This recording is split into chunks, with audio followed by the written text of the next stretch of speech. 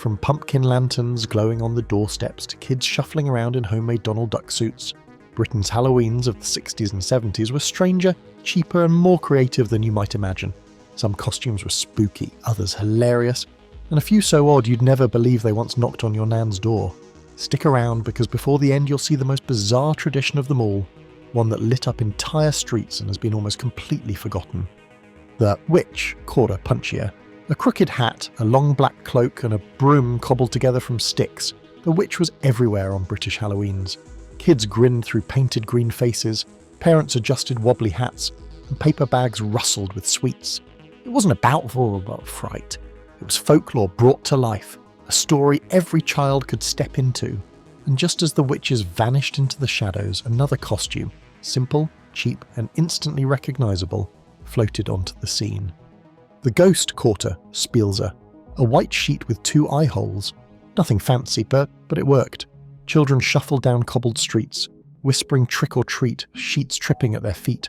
Some added flour for extra dust, others bubbed or stitched on scraps for effect. Every house welcomed these little phantoms, equal parts spooky and silly, but just as the ghosts drifted into the night, something louder and rattling with every step was about to steal the spotlight.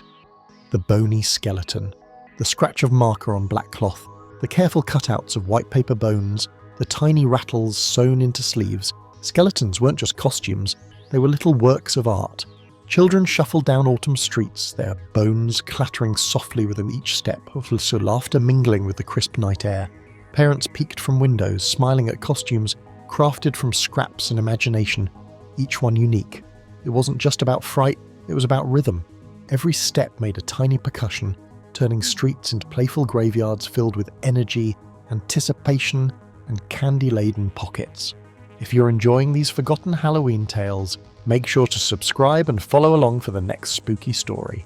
And just as the skeletons rattled away into shadowy corners, another figure loomed, cloaked and mysterious, waiting for the next doorstep. Who could it be, quietly watching in the darkness? The mysterious black cat, sleek, soft, and just a little mischievous. The black cat was a favourite among children in the 60s and 70s British Halloweens. Little ears perched atop headbands, tails swishing from belts or homemade attachments, and painted on whiskers completed the look. Kids padded quietly down the streets, mimicking the silent grace of their feline counterparts, eyes wide with excitement as they knocked on doors for treats. It wasn't just cute, it was magical. Black cats carried whispers of superstition, tales of luck or mischief, and a sense of playful mystery woven into every step. Neighbours smiled at the tiny prowlers, charmed by their careful movements and imaginative costumes. And just as the cats slinked into shadowy corners, another figure, taller, louder, and more chaotic, was ready to pounce on the next doorstep. Who could it be? The charming vampire, the flash of a cape, the gleam of plastic fangs, and the faint shimmer of pale makeup. Vampires prowled the streets of the 60s and 70s British Halloweens with a mix of mischief and elegance. Children strutted confidently, pretending to swoop and linger in doorways, their capes fluttering with every step. Parents chuckled at their little aristocrats of the night, offering candies to tiny predators with playful grins. It wasn't just about fright, it was about drama. Every swoop, every whispered trick or treat added a theatrical flourish to otherwise ordinary streets. Neighbours were enchanted by the miniature creatures of the night, part playful, part spooky, and just as the vampires vanished into shadowy corners, a new figure, smaller, mischievous, yet impossible to ignore, crept closer. Who could it be? The jack-o'-lantern pumpkin head, the glow of a hand-painted face, the rough texture of the paper mache, and the faint smell of autumn squash. The pumpkin head was a Halloween staple in the 60s and 70s Britain. Children waddled down streets, heads topped with round, grinning masks, voices muffled but excitement unmistakable. Parents admired the creativity. Some masks were bright and cheerful, others mischievous or spooky, each one a tiny masterpiece crafted at the kitchen table. It wasn't just about the looks, it was about surprise. The pumpkin-headed children brought a playful eeriness to every doorstep, their laughter echoing like a secret shared among the night. And somewhere, just beyond the lamplight, a whisper of something completely unexpected rustled through the leaves. What curious figure might pop up next, turning the familiar into the unforgettable? Donald Duck Delight. The stiff sailor collar, the glossy vinyl tunic, and the unmistakable quack-ready beak, Donald Duck costumes were everywhere in 1970s Britain. Children waddled through streets, imitating the grumpy yet lovable duck, flapping arms in playful exaggeration. Parents chuckled at the effort. Some masks were carefully moulded, others painted on, each capturing a little piece of cartoon magic. It wasn't just about fun, it was about recognition. Everyone knew Donald. Every door opened with a smile, laughter bouncing off brick walls as children embodied the character with full enthusiasm. And just as the little ducks flapped away, a strange sound caught the ears of those nearby. A shuffle, a scuff, a shadow unlike any costume seen before. What quirky figure could possibly appear next to surprise the neighbourhood? Number 23, the Mini Dark Knight. The sharp point of bat ears, the swoosh of a makeshift cape, and a hand-drawn emblem on the chest.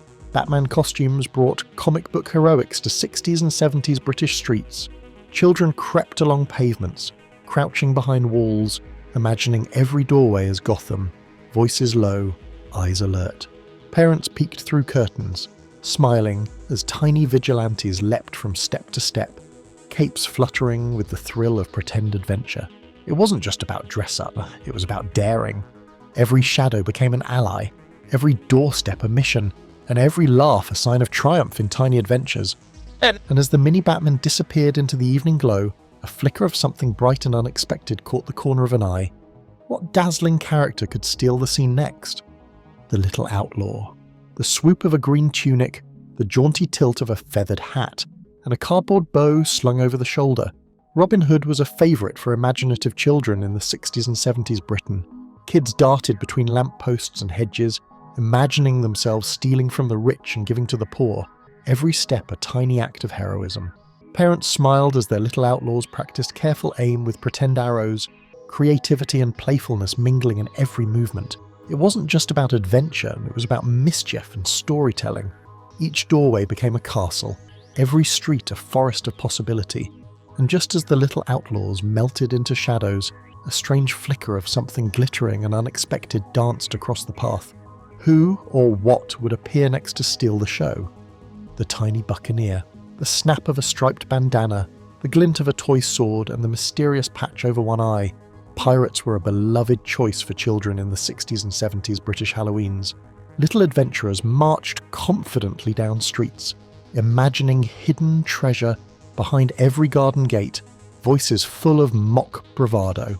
Parents watched from windows, amused as tiny swashbucklers practiced daring swordplay with sticks and cardboard cutlasses. It wasn't just about mischiefs, it was about adventure. Every doorstep became a port, every lamppost a lookout, and each giggle a sign of imaginative exploration. And just as the pirates disappeared into the night, a shimmer of something unexpected and soft, fluttering and completely different caught the corner of every eye. What magical figure might float onto the scene next? The little cowboy. The snap of denim, the tilt of a wide-brimmed hat, and the confident clomp of small boots, cowboys and cowgirls rode into 60s and 70s British Halloweens with playful subtle swagger. Children strutted down pavements, hands resting on pretend holsters, imagining dusty trails and daring duels, voices filled with mock bravado.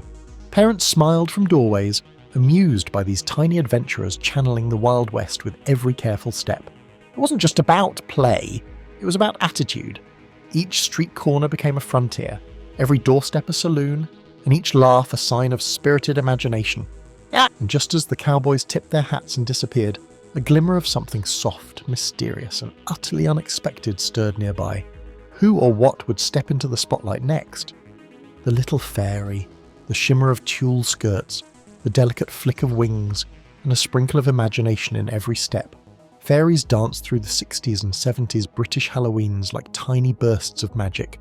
Children twirled along pavements, hands raised as if casting spells, laughter bubbling like wind chimes in the crisp autumn air. Parents watched with delight, enchanted by the sparkling costumes and the stories the children created with every flutter. It wasn't just about dress-up, it was about enchantment. Every garden became a hidden glade, each doorstep a portal to make-believe worlds, and every giggle a sprinkle of joy. And just as the fairies disappeared behind hedges and lamplights, a shadow, darker, louder, and full of unexpected mischief, crept into the night. Who could possibly appear next? the monster mashup. Scraps of fabric, cardboard horns, painted faces, and wild imagination. Homemade monster mashups ruled 60s and 70s British Halloweens. Children stitched, glued, and painted their own creatures, blending dragons with ghosts, robots with goblins, and cats with witches, creating one-of-a-kind monsters that waddled, crawled, or lurched down pavements.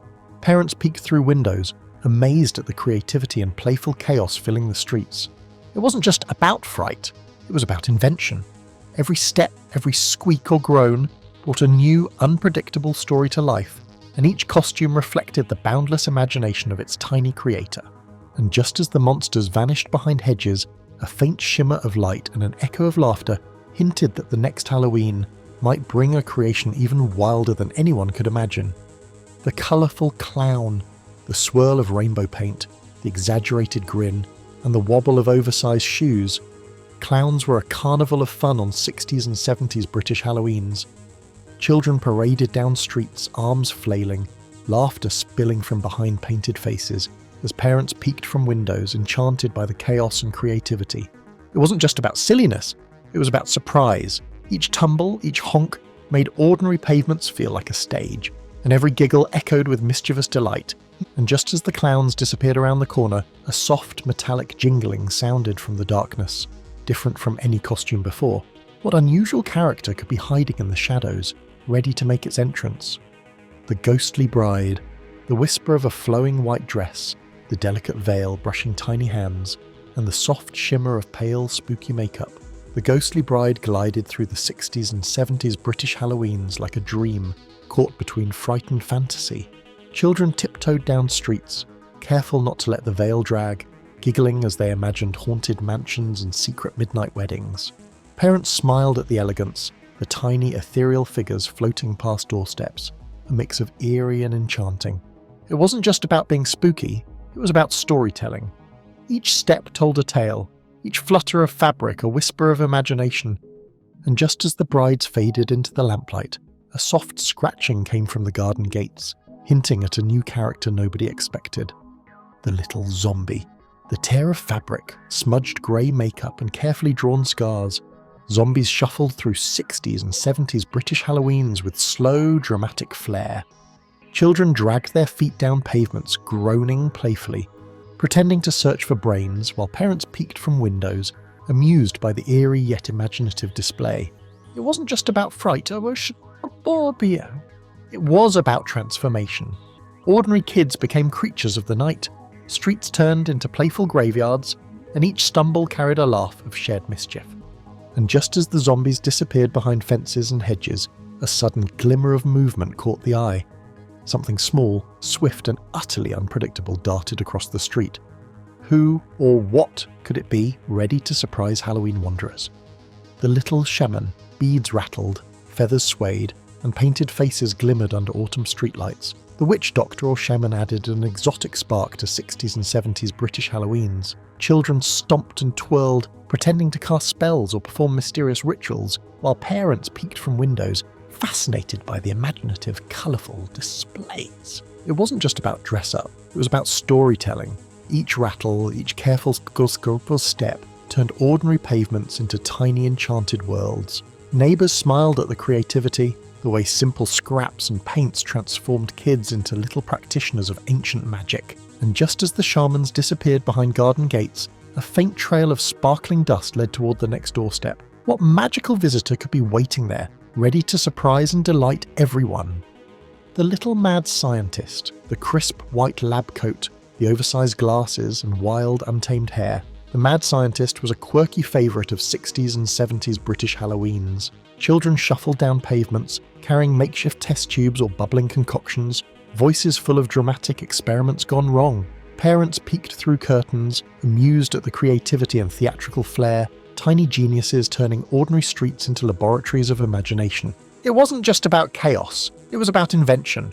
Every step, every pretend reaction transformed gardens and doorsteps into mini science shows, blending mischief with imagination. And just as the scientists vanished into shadowed corners, a soft thump and flutter of wings echoed nearby. Could the next visitor be something light, mysterious, and completely unlike anything seen before? The glowing skeleton, The eerie glow of hand-painted bones on dark masks, the careful brushstrokes illuminating faces in the night. Skeleton masks with the glow paint were a 70s Halloween favourite in Britain. Children tiptoed down pavements, their faces flickering in the lamplight, eyes wide with excitement, as neighbours peeked through curtains, fascinated by the glowing artistry. It wasn't just about spookiness, it was about wonder. Each mask transformed a child into a tiny lantern of mischief, streets becoming playful graveyards lit by imagination, and every flicker of light telling a story of creativity and fun. And just as the glowing skeletons vanished into shadowed corners, a faint rhythmic tapping echoed from the rooftops above. Who or what was preparing to make the next surprising appearance? The mini monster. The green face, the carefully drawn bolts, and the stiff movements. Frankenstein's monster shuffled through 60s and 70s British Halloweens, a mix of fright and fascination. Children hobbled down pavements, imitating the slow, lumbering steps of the famous creature, while parents peeked from windows, amused by the imaginative transformation. It wasn't just about scares, it was about character. Each step brought a tiny performance, turning ordinary streets into lively stages, and every groan and shuffle sparked laughter and awe. And just as the little monsters disappeared around the corner, a soft fluttering sound stirred in the nearby hedges, delicate yet unexpected. What whimsical or mysterious character could possibly appear next to captivate everyone's imagination? The little Dracula. The slick black cape, the sharp collar, and the tiny fangs. Dracula was a timeless favourite in the 60s and 70s British Halloweens. Children crept along pavements, pretending to glide silently from doorstep to doorstep, voices low, hands poised in playful menace. Parents peeked from windows, entertained by the miniature aristocrats of the night, capes fluttering as imagination brought gothic tales to life. It wasn't just about fright, it was about elegance and drama. Every step, every whisper of trick or treat turned ordinary streets into tiny castles and moonlit nights into adventures. And just as the little Draculas melted into shadows, a flicker of something sparkling and unexpected appeared nearby, catching the eye. What magical or mischievous visitor could be ready to step onto the scene next? The tiny mummy, the careful wrapping of strips of cloth or toilet paper, the peeking eyes, and the slow, deliberate shuffle. Mummies were a spooky favourite of 60s and 70s British Halloweens. Children tottered along pavements, arms outstretched, groaning playfully as neighbours peeked from windows, smiling at the imaginative effort that turned ordinary streets into miniature tombs of fun. It wasn't just about fright, it was about transformation. Each child became a little relic of ancient stories, every giggle echoing like whispers from a faraway time, and each stumble adding to the charm. And just as the mummies shuffled out of sight, a sudden rustle of leaves and a faint glow hinted at something fast, clever, and entirely unexpected waiting in the shadows. Who could it be? The little hunchback, a bent back, careful padding, and a mop of tousled hair. The Quasimodo-inspired costume brought a touch of gothic charm to 60s and 70s British Halloweens. Children shuffled down streets, stooped and cautious, imitating the gentle giant from storybooks, while parents peeked from windows, charmed by the mixture of awkwardness and imagination. It wasn't just about appearance, it was about personality. Every careful step, every tilted head gave life to tiny performances, turning ordinary pavements into miniature stages, and each giggle or stumble brought joy to the night. And just as the hunchbacks disappeared around the corner, a sudden gust of wind scattered leaves and a strange shadow danced across the walls. What surprising unseen character might twirl into the Halloween night next?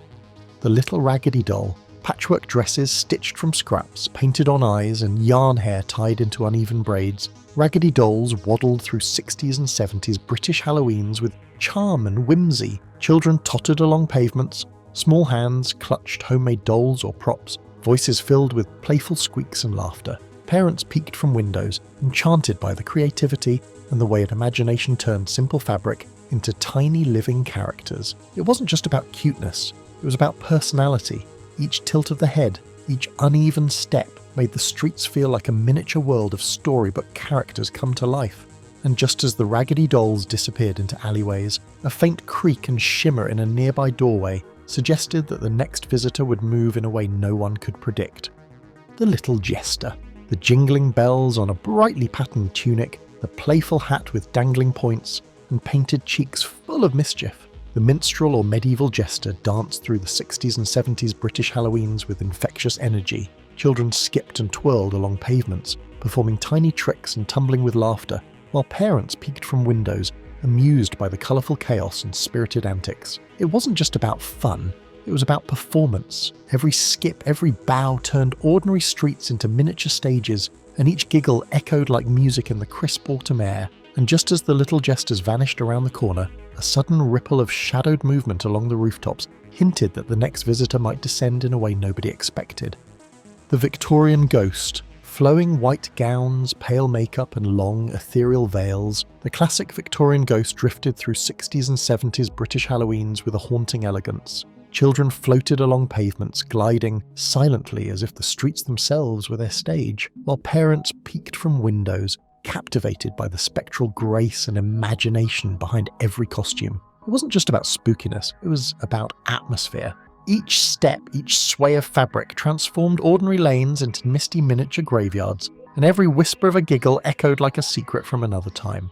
And just as the Victorian ghosts faded into lamplight, a sudden flicker of golden sparks danced across a nearby fence, hinting that the next arrival would shine in a way no one had imagined.